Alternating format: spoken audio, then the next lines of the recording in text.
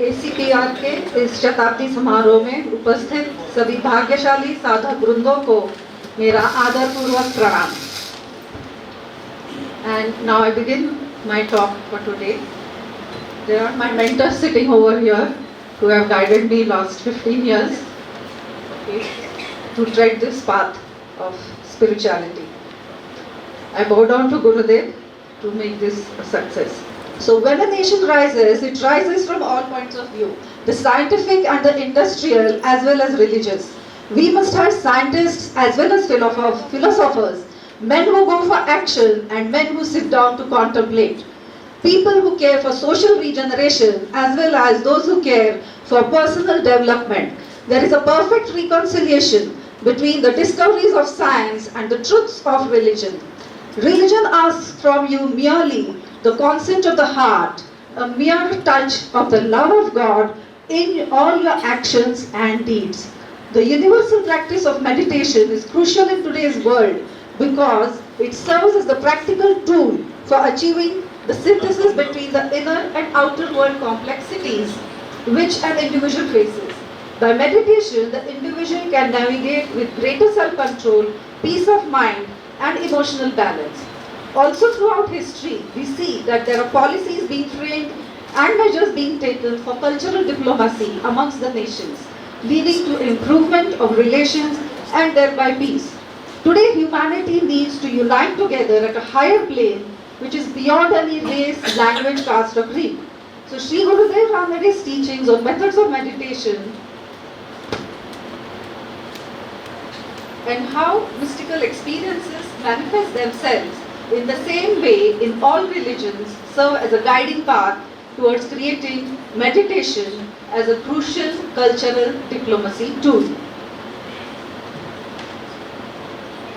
Also, it is important to note that the first World Meditation Day was held by United Nations in New York on 21st December 24 with the topic being universality of meditation, indicating that West has now made meditation a global requirement for humanity. So meeting of East and West. As we know now, for India it is indeed a right time, as Sri Gurudev had envisioned, if India must rise, she will rise in the most peculiar way, not hitherto known to all history. She will combine the virtues of the West and the East and will rise superior to both. If the West and the East are to meet, they will meet in India and not in Europe. What a glorious prospect lies before India, says Gurudev. I see India flinging away superstition, sloth and intellectual inertia. I see her taking up the scientific spirit and the energy of Europe. I see her assimilating the excellence of both the East and the West, rising in the scale of modern nations, preserving all the while the integrity and the pristine purity of her spiritual self. So coming to universality as the chief criteria, we see that a research into the mystic traditions of various religions would reveal that mysticism, unlike religion, has negligible ethnocentric dimensions. Gurudev Ranade intended all through his survey of mysticism to prove that the pathway of mysticism is not true only under specific cultural conditions and beliefs, but is universally true for men under all ethnic conditions. So we refer to the Indian saints and philosophers along with the Western, which Sri Gurudev has compared. He has compared all these saints, to name a few, Saint Jnaneshwara with Plotinus of Egypt, Augustine, the Christian philosopher, Eckhart, the German Catholic priest, then Saint Janabai with Catherine of Siena, the Italian mystic. Then Saint Tukaram has been compared with the great Henry Suso, the German mystic, and the English mystic Bunyan. For his two stages through which Saint Tukaram went, that is from the dark night of the soul to the final fruitful consummation of self-realization, which is similar to what the mystic Bunyan has mentioned, from a stage of pilgrim's progress to the stage of grace abounding. And Saint Nivrutti Nath has been compared with Saint John of Cross of Spain for the description of the spiritual experience of smell. So, meditation as a means to achieve mystical realization. Sri Gurudev Ranade attached a very great importance to meditation on the divine Nama.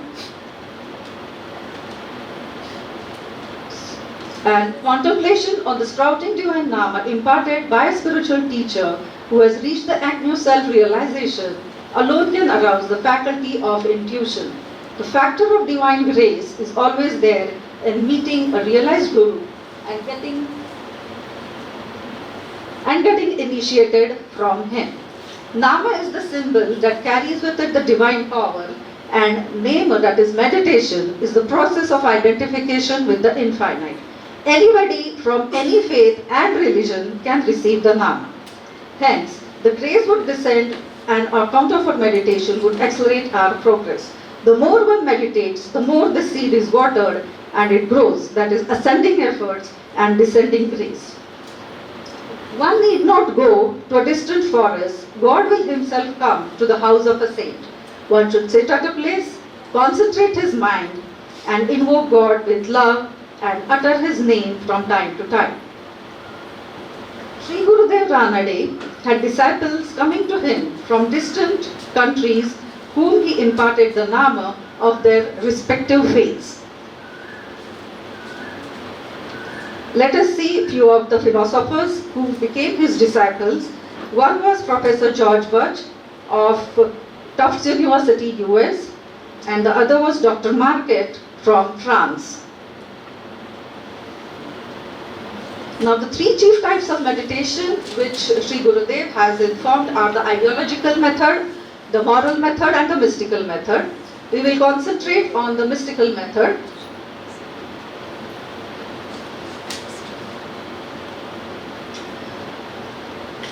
In the mystical method, Gurudev says this is the principal method of meditation which would directly lead us to God realization. This is a very practical method and has been practiced by all great saints. Contemplation on the divine Nama, supersensuously realized by a Sadguru, is the essence of this method of meditation. It alone will enable us to have spiritual experiences. Madam, please summarize. Yeah, sure.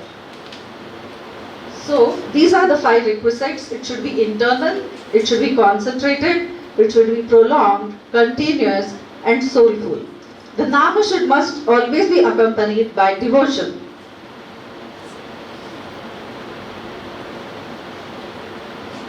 So various elements in this are the physiological elements, the devotional elements, and God's grace. Though physiological elements constitute of the asana, the breath control, and the sight, these are just the elements, and they can make you into an equitable mood and put a mind to peace. But these physiological elements can take you no further. But devotional element is the most important factor in this method. It is the one-pointed devotion that will alone enable the aspirant to realize God. But for this, we need practice and abhyasa, that is Shravan, listening and reading the holy texts, then Manan and Chintan, that is contemplate on the text, Kirtan, holy songs like bhajans and hymns, and Gayan, that is singing the praises of Lord. Finally, coming to God's grace. The mystical method includes God's grace, but what are the effects of God's grace on an aspirant? The God protects his devotee in such a compassionate manner that he never even realizes and is unaware of the power of God's grace.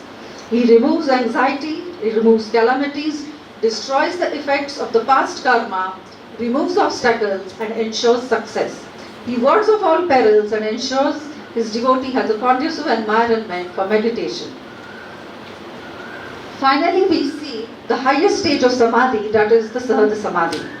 In the famous verse of Kabir, Sadhu Sahaj Samadhi Bhali, Sri Gurudev Ranade explains the distinction between the Advaitic interpretation and of the Sahaj Samadhi. In the line, Sadhu Sahaj Samadhi Bhali, Guru Pratap Ja Din Se Jagi, Din Din Adhika Chali. That is, the true samadhi goes on increasing in geometrical ratio. Sri Gurudev quotes the shloka from Sri Shankaracharya, which says, all that I talk to you is in prayer to you, God. Every step I take is a perambulation about you, O God. My enjoyment is your worship and my sleep is ecstasy.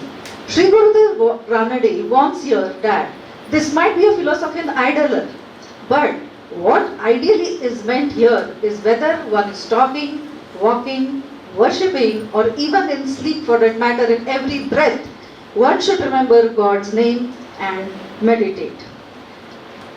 And next, Madam, yeah, just last one more slide is there. So, in this last para, he says that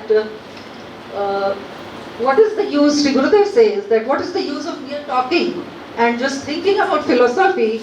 One must live philosophy. So what is living philosophy? How do you live philosophy? So coming to spirituality as a way of life, Sri Gurudev has approached daily spiritual life in a very scientific manner. He has described the asymptotic approximation. Sri Gurudev says that God realization is not an event but a process, and he calls it asymptotic realization. What we find in the case of an aspiring mystic is that he goes on asymptotically approaching God, and instead of there being a final and perfect identity between the mystic and God, the mystic keeps on moving towards God. Thus, the daily sincere meditation helps in treading this path sincerely. The other scientific concept which Sri Gurudev has applied is that of resonance in parallel strings. That is, when a string is struck, then the string parallel to it automatically starts vibrating. Thus, when two or more sadhaks perform a group meditation at one place, they both start vibrating. And when a group of sadhaks is performing the meditation, the energy of the meditation group is heightened by many folds. Thus, if we are a part of such a meditating group who is a pious gathering of souls, we benefit from the higher frequencies which they emit. Where the devotees of God meet together for meditation, they enjoy the presence of God. So I will just quickly take this as the origin of true devotion, bhakti, in which Narad Bhakti Sutra has been mentioned.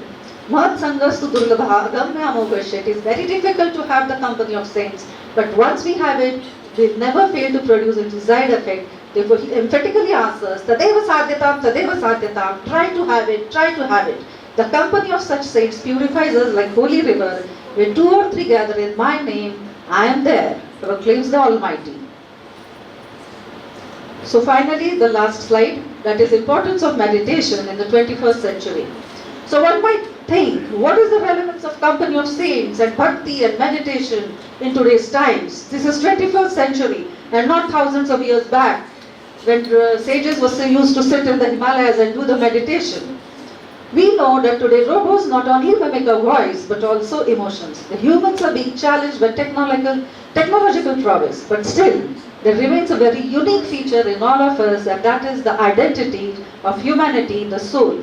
The divinity in the soul, the divine light that exists in each human being, and the supersensuous experiences uplifting us higher consciousness are all binding us together as human beings across various continents, nations.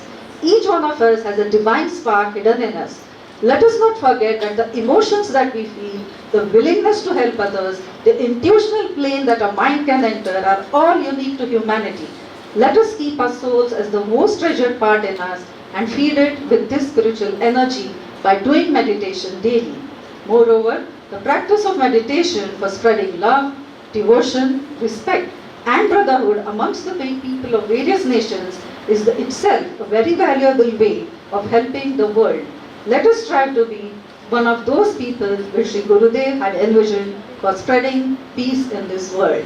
Jai Hind, Jai Gurudev. Trustee ACPR to do the honors. Thank you, madam.